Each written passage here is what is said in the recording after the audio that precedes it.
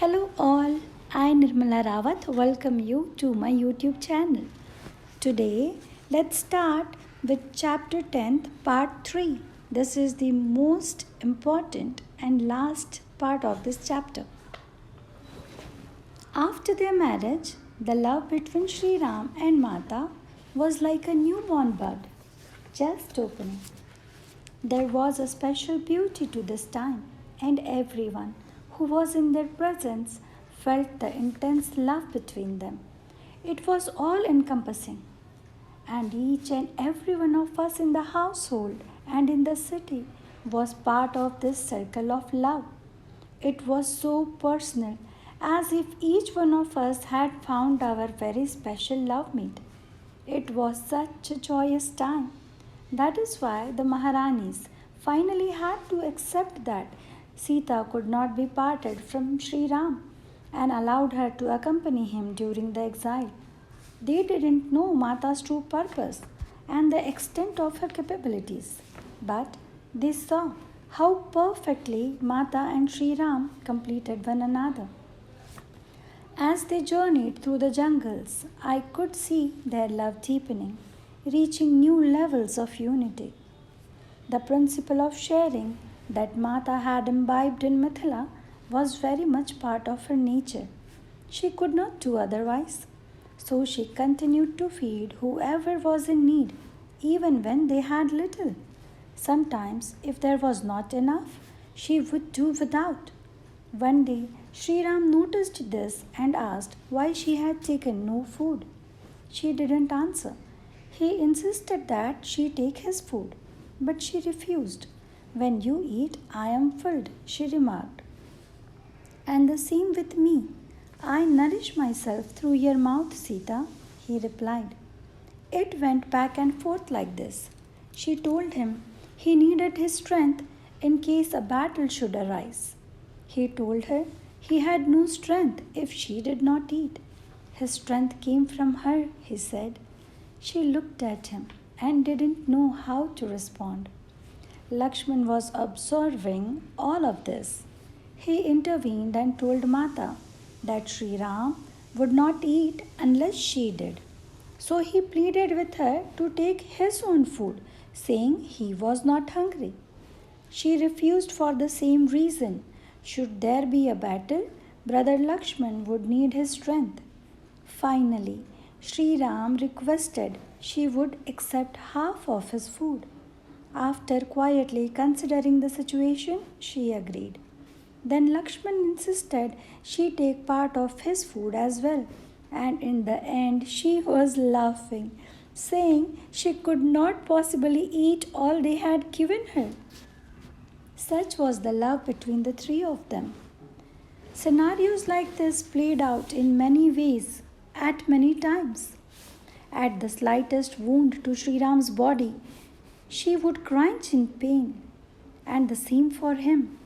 There were times during the journey when Mata became very ill. The first time she tried to hide it, but it was impossible to keep anything from Sri Ram. He insisted she cease all work and lie down. Mata instructed him which plant medicines to gather and how to prepare them. Day and night, he sat by her side, feeding her the medicines and wiping down her heated body. He felt the illness as if it had ravaged him as well, but he would not admit this in her presence, lest she become concerned. On one occasion, there was a need for him in one of the villages, but she was still ill and he would not leave her. She tried to insist that he go, but he refused. She battled with the illness all through the night so that she would be well enough the next morning for him to leave. Indeed, Mata's will was indomitable, and she recovered in a few hours' time.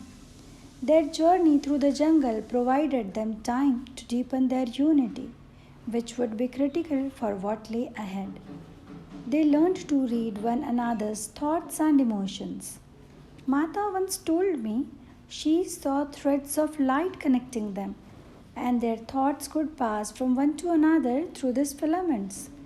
They were like different rays of one jewel, and the concept of separation did not exist until the captivity.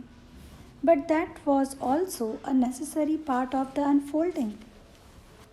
Soma stopped here and went into silence. Her eyes slowly shut, and after some time we realized she was in meditation. We waited an hour, but then realized she would not soon return. My mother indicated it was time for us to leave, and we quietly withdrew. My mother didn't speak on the walk back to our guest hut at the hermitage. I was grateful for that because I was too deep in thought myself to want to talk. In just one day, it seemed my whole world had been turned upside down. I didn't understand much of what Soma had said, but I did grasp that the story that all of Ayodhya knew, was only a half truth. There was so much more that we didn't know, and Soma had only just begun to share her knowledge.